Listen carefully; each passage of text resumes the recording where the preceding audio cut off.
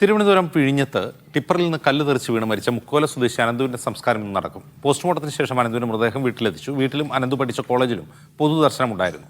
Adani port അധികൃതരുടെ ഭാഗത്തുനിന്നുണ്ടാകുന്ന അനാസ്ഥയിൽ പ്രതിഷേധിച്ച് വിഴിഞ്ഞം തുറമുഖ സംരക്ഷണ കൗൺസിലിന്റെ നേതൃത്വത്തിൽ വിഴിഞ്ഞം തുറമുഖ കവാടത്തിന് മുന്നിൽ പ്രതിഷേധം നടക്കുക.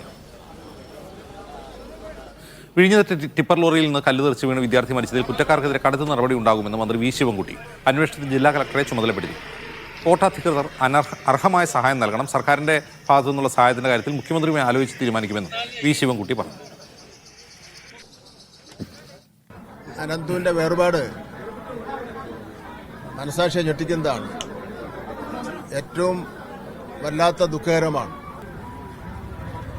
ഈ പോർട്ടിന്റെ നിർമ്മാണവുമായി ബന്ധപ്പെട്ട് നടക്കുന്ന എല്ലാ നിർമ്മാണ പ്രവർത്തനങ്ങളിലും നിർബന്ധമായിട്ട് തൊഴിൽ നിയമങ്ങൾ പാലിച്ചിരിക്കുന്നു. സുരക്ഷാ മാനദണ്ഡങ്ങൾ നിർബന്ധമായിട്ട് തന്നെ പാലിച്ചിരിക്കേണ്ടതായിട്ടുണ്ട്. അത് തൊഴിൽ നിയമത്തിൽ തന്നെ പറയുന്നുണ്ട്.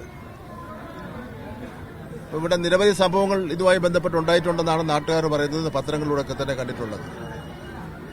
അതൊരു കാരണവശാലും അംഗീകരിക്കാൻ വേണ്ടി കഴിയില്ല. നിർമ്മാണ പ്രവർത്തനത്തിന് നാട്ടുകാരെല്ലാം സഹായിക്കുന്നുണ്ടല്ലോ.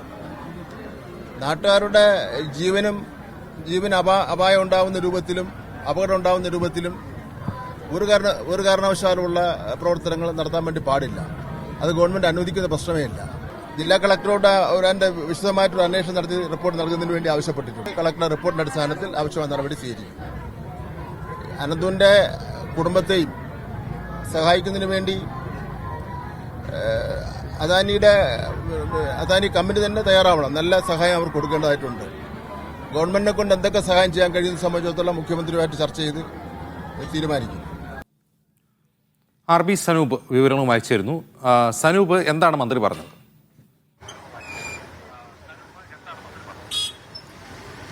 അജംസ്, കർശനമായിട്ടുള്ള നടപടി ഈ സംഭവത്തിൽ ഉണ്ടാകുമെന്നാണ് മന്ത്രി വി ശിവൻകുട്ടി അനന്തുവിന്റെ വീട് സന്ദർശിച്ച ശേഷം വ്യക്തമാക്കിയിട്ടുള്ളത്. മാത്രമല്ല, അദ്ദേഹം പറഞ്ഞത് ഇതുമായി ബന്ധപ്പെട്ട ഈ അപകടം അന്വേഷിക്കുന്നതിന് വേണ്ടി ജില്ലാ കളക്ടറിനെ ചുമതലപ്പെടുത്തിയിട്ടുണ്ട്. റിപ്പോർട്ട് കിട്ടിയതിന് ശേഷം തുടർ നടപടി സ്വീകരിക്കുമെന്നാണ്. നഷ്ടപരിഹാരം സംബന്ധിച്ച് നഷ്ടപരിഹാരം നൽകേണ്ടത് അത് അദാനി പോർട്ട് അധികൃതരാണ്. അത് കൃത്യമായിട്ട് നൽകാൻ വേണ്ട നടപടി സർക്കാർ തന്നെ എടുക്കും. അതിനോടൊപ്പം സർക്കാരിന്റെ ഭാഗത്തുനിന്നുള്ള നഷ്ടപരിഹാരം നൽകുന്നതുമായി ബന്ധപ്പെട്ട് മുഖ്യമന്ത്രിയുമായിട്ട് കൂടിയാലോചിച്ച ശേഷം തീരുമാനമെടുക്കുമെന്നാണ് മന്ത്രി അറിയിച്ചത്. ഇപ്പോൾ അനന്തുവിന്റെ മൃതദേഹം സംസ്കാര ചടങ്ങിന് വേണ്ടി മുട്ടത്തറയിലേക്ക് കൊണ്ടുപോയിട്ടുണ്ട്. അവിടെയാണ് സംസ്കാര ചടങ്ങുകൾ നടക്കുന്നത്. രാവിലെ അനന്തു പഠിച്ച നിംസ് മെഡിസിറ്റി, അവിടുത്തെ 4ാം വർഷ BDS വിദ്യാർത്ഥിയായിരുന്നു അനന്തു പഠിച്ച ആ കോളേജിൽ അവിടെ പൊതുദർശനം വെച്ചതിന് ശേഷമാണ് നേരെ വിഴിഞ്ഞത്തുള്ള വീട്ടിലേക്ക് കൊണ്ടുവന്നത്. ഇപ്പോൾ മൃതദേഹം ഇവിടുന്ന് കൊണ്ടുപോയിട്ടുണ്ട്. ഒരു നാടിനെ മുഴുവൻ കണ്ണീരാഴ്ത്തിക്കൊണ്ടാണ് അനന്തു മടങ്ങുന്നത്. അനന്തുവിന്റെ ബന്ധുക്കൾ, അനന്തുവിന്റെ നാട്ടുകാർ, അനന്തുവിന്റെ സഹപാഠികളെല്ലാം തന്നെ ഈ വീട്ടിലും എത്തിയിരുന്നു. ഈ വീടിന്റെ പേര് തന്നെ അനന്തു ഭവൻ എന്നാണ്. ഇനി ആ അനന്തു ഈ വീട്ടിൽ ഇല്ല. ആ ഒരു സത്യം മനസ്സിലാക്കിക്കൊണ്ട് നാട്ടുകാരടക്കം ഒരുപാട് പേർ അവസാനമായിട്ട് കാണുന്നതിന് വേണ്ടി ഇവിടെ എത്തിയിരുന്നു.